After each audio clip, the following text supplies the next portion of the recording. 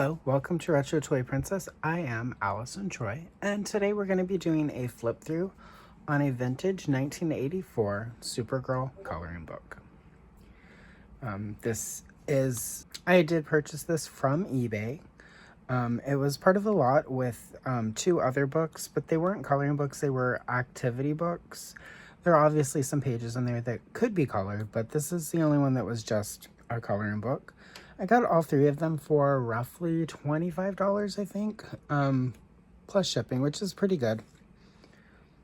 And with this being the 40th year anniversary of the Supergirl movie, felt like a good time to do something with it. So here we are. It has standard for these type of tie-ins. There are movie scenes on the front cover from the movie. And in some cases that could help you, as a kid, if you hadn't seen the movie, know sort of what colors to use to color people. You know, most people would know Supergirl colors, but you might not know that, you know, what colors to use for Selena. So anyway, let's get to it. And it starts with a cover page. I will give you a heads up. The art in here is a little hit or miss. We do know the artist is Tony Tallarico. And some of the art in here is pretty good and some of it is not. I would assume this was really rushed. The movie was sort of reworked and rewritten a few times. So he probably even did the illustrations based on an earlier version of the script or an early rough cut of the film, and probably had to go back and draw a few things. There are a few pages in here that to me look like he maybe had to redo them later, and I will point those out when we get to them. It starts with this very nice double page spread of Argo City.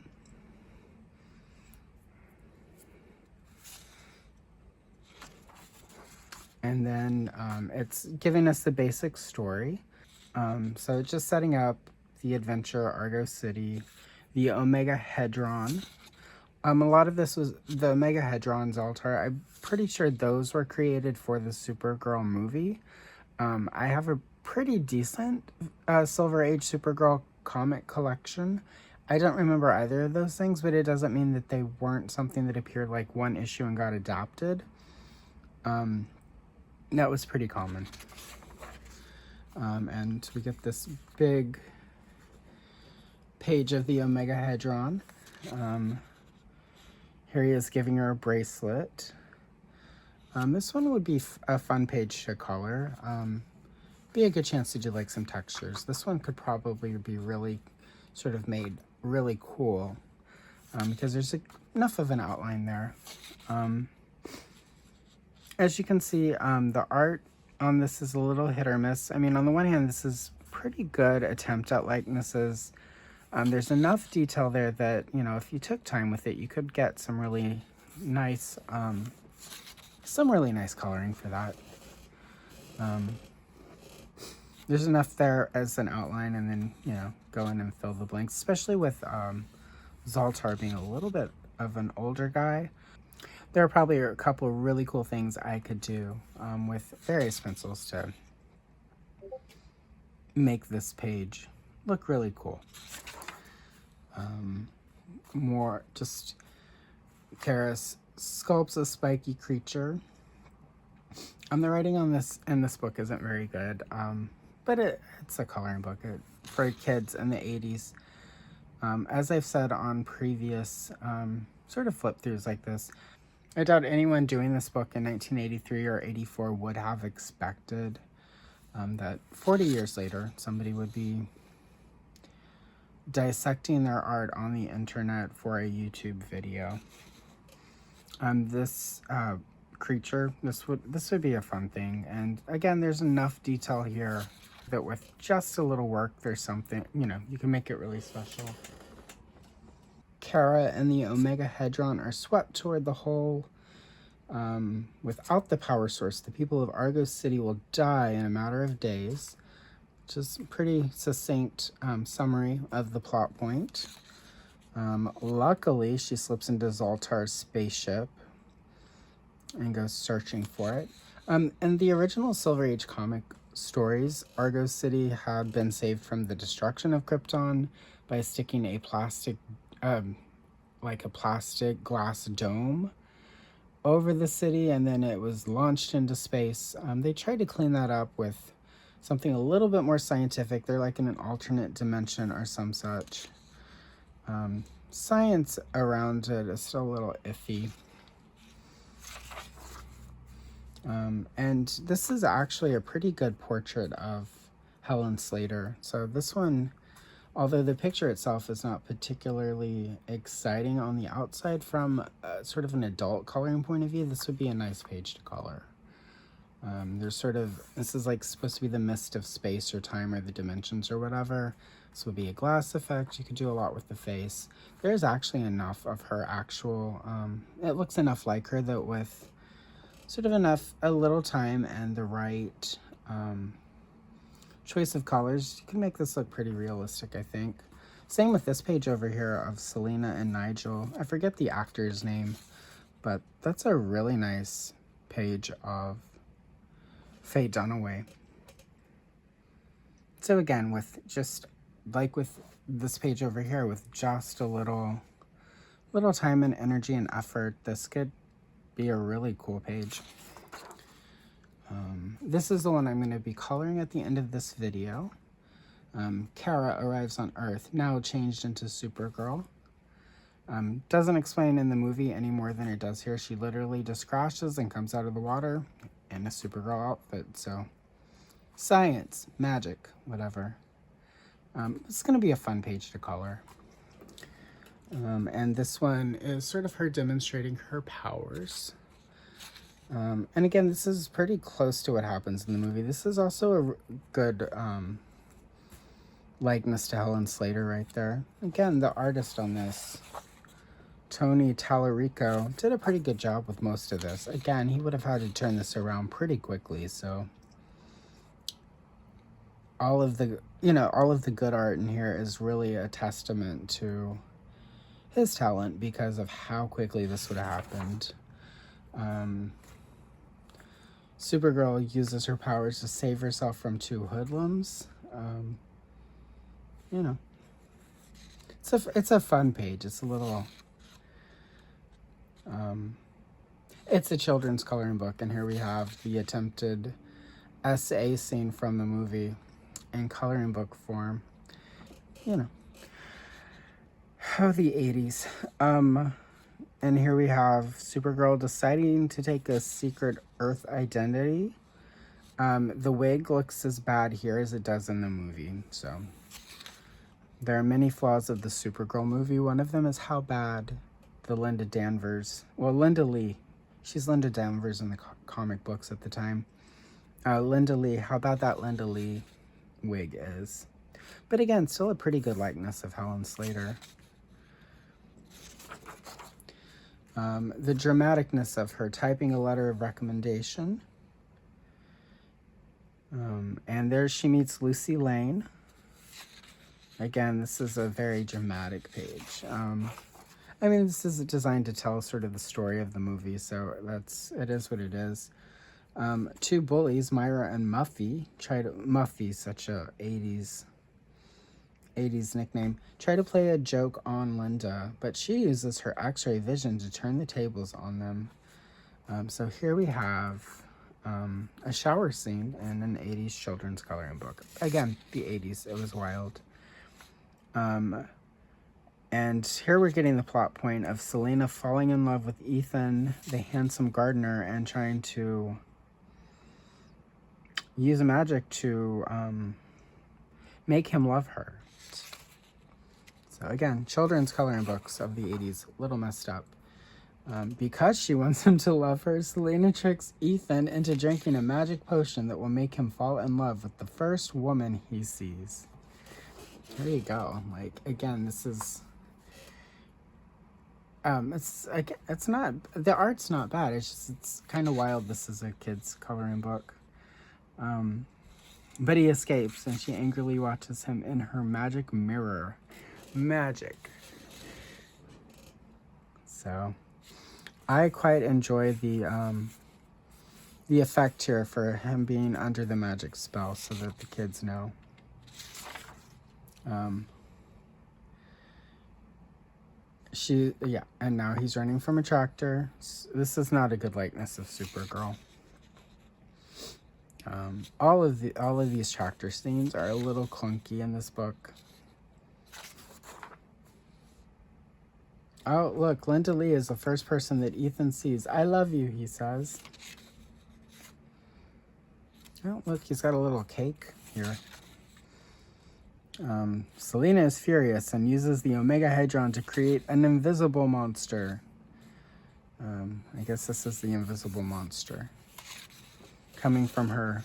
And they haven't introduced it here in this coloring book, but that's her weird thing that she put the Omega Hedron on. It's like a demon statue thing. So, and here we've got Supergirl using her body to absorb millions of volts of electricity, and then the dramaticness of her fighting the invisible monster. So, this is an invisible monster.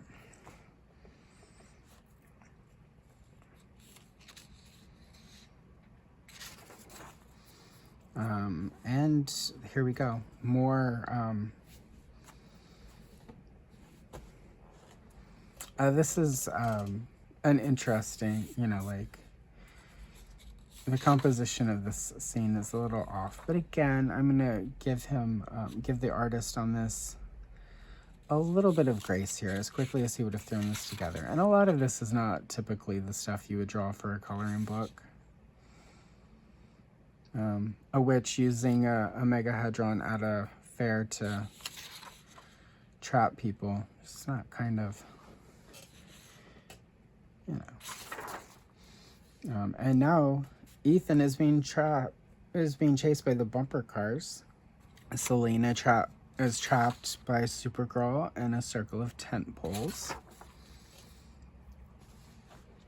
Supergirl flies over Midvale searching for Selena. This is would be a pretty good page to color.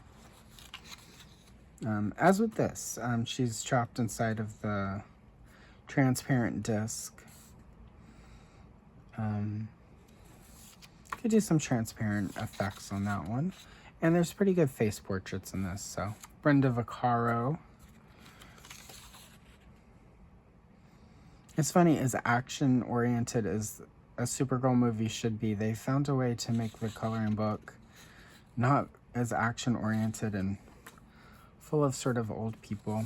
I mean, I'm probably as old as they are were when they made this at this point, but still.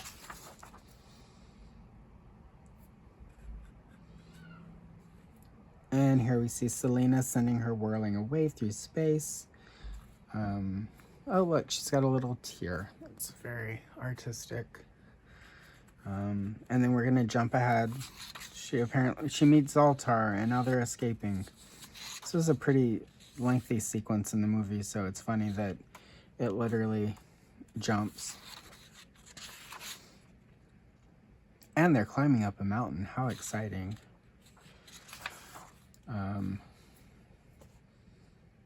Selena sends fireballs. So, I mean, for coloring, there's some cool effects. But as you can see, the face on Supergirl here, the rest of it, it's just not... It's just very rushed. You can tell it was very rushed. This one is a cool page, but the face portrait's a little off on that. But I would say this is a page that with a little time and coloring pencils, you could probably really make this one work. So this one is just, look, Jimmy Olsen, guys. Jimmy Olsen is in the story for here. He's been captured and he's here. So. And apparently somewhere in this is, oh, I guess that's Nigel? No, this is Jimmy Olsen and that's Nigel. Okay. Red Hot Spikes. So, this one might be okay with color. I mean, it's very, very rushed and very kind of sloppy. as is this one. The demon statue is just, it's, if you watch the movie, this is a pretty amazing thing. And it's kind of sad that he didn't get time to really make this statue in the coloring book look really cool. It's a horrible shadow demon, and I don't know what's happening here.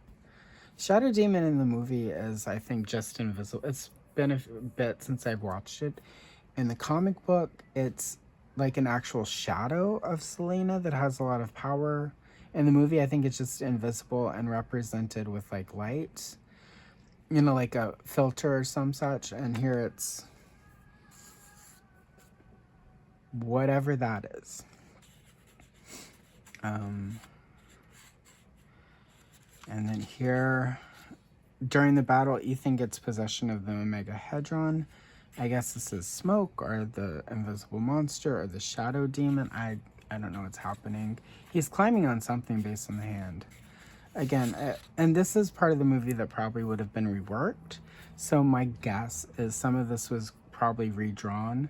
Like there may have been something more elaborate and they just basically lifted him and the Omegahedron out and dropped it on this. So it could be very much the same over here where there was a different thing happening, or he had to redraw this really quick. So again, not the best art in this book, but here Supergirl creates a cyclone that surrounds Selena and her evil shadow, hurling them into the quantum vortex, which sounds a little bit closer to what's in the comic book, and it's probably closer to what the original ending was. So this, and again, this is a decent. Some of the art on this is a little bit better than what's happening on these pages. And then we have Supergirl, desperate to save Argo City, flies away. They don't even go into the fact the bracelet is how she knows where it is or finds her way home. But luckily it's here.